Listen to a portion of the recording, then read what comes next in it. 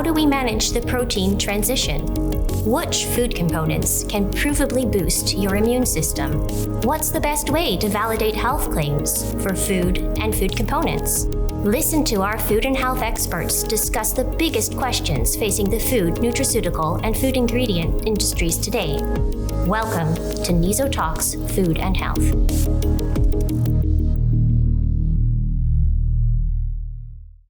With the ever-increasing consumer demand for healthy and functional foods and beverages, probiotics offer a path for producers to differentiate products and meet the needs of more customers. In parallel, probiotics and ingredient companies are looking for ways to use new bacterial strains to deliver probiotic health benefits.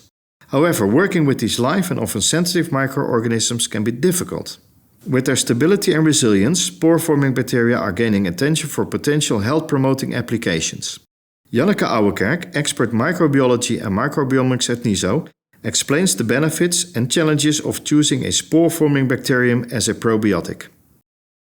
With the ever-increasing demand for healthy food and food products, the industry is looking for ways to differentiate their products. Probiotics offer an opportunity for that, and especially spore-forming bacteria that can act as a probiotic are at the center of attention.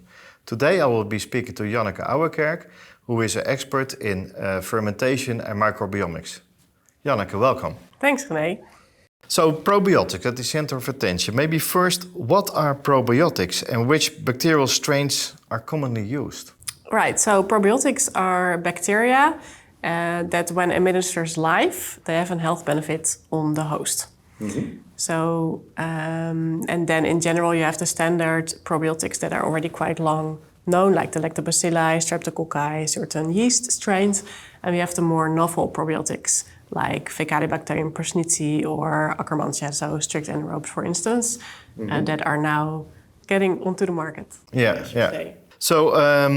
So probiotics, and so there are some on the market, but adding probiotics to a product comes with challenges. What type of challenges are there when doing that? Right, so you want to keep the bacteria alive when you administer them to the chicken or the human or whatever the host is that you're intending to envision this health benefit, and they need to stay alive. So you can imagine that, for instance, when you have freeze drying of probiotics, you make them stable and then you have a stable powder. When you encapsulate that and people take the capsules, you can ensure that the probiotic stays alive. Yeah. But if you go into food or beverages, they have to survive the manufacturing process of the product, and also afterwards have to stay stable within the product until the consumer actually eats or drinks it. Moreover, after you eat or drink it, it has to survive the passage of the stomach, which is quite acidic. So in the end, you want it to grow out, for instance, in the small or large intestine. And that's a challenge for probiotics within food or beverages. Okay, so and we talked on spore-forming bacterial because that's up and coming. Yeah. How can spore-forming bacterial strains help to overcome the challenge that you talked about? Right. So the difference is if you have spore formers, they are not active cells, but they form spores, which are much more sturdy for handling, for instance, heat or acid stress, which you have during normal processing. So they can better survive the processing, and they can also survive as vegetative spores in the products. It's also, well, of course you need to test it, but they can also easier survive the stomach. And then afterwards, they have to, let's say regenerate or get alive again within the small or large intestine. Yeah. So they have a benefit in that terms over non-spore-forming probiotics. So there is an advantage there. Yes. But I can imagine if you talk spore-forming bacteria, that's sometimes negatively associated. So are they actually safe to be used as a probiotic? Yeah, good question. So for any probiotics, safety comes first. So you can check within the genome, are there any virulence genes or toxin genes present in the genome already? So you do a genotypic analysis. Next to that, you need to do phenotypic analysis. So when are these toxins indeed produced? Yeah. And you need to make sure that you control that.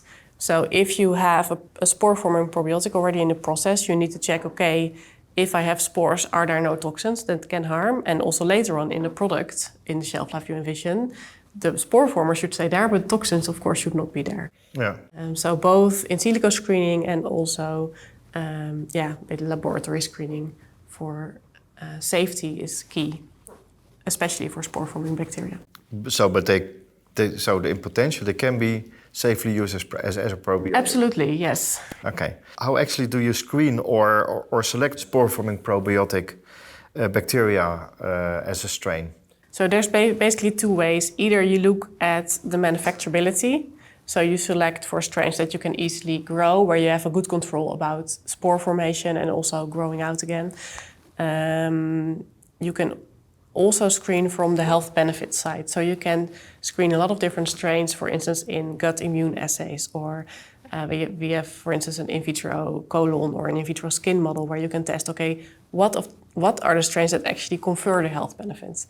And usually we do this in parallel, so you have strains that you can actually manufacture and that have the health benefits, and then you can combine it.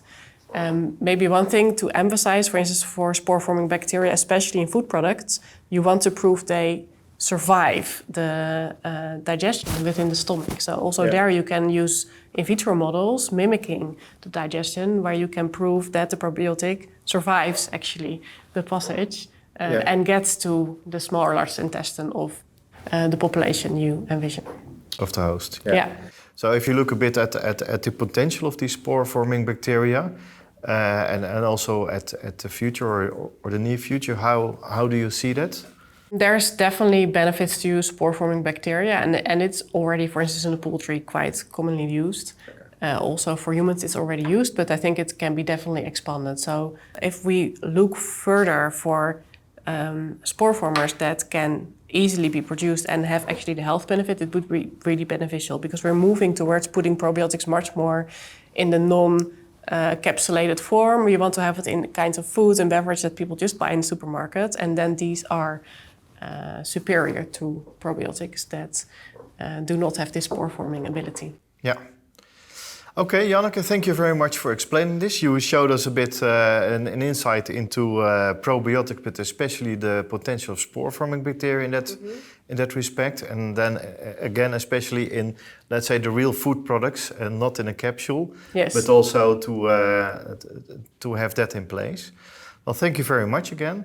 This was NIZO Talks Food and Health, and if you want to know more, please check out our website.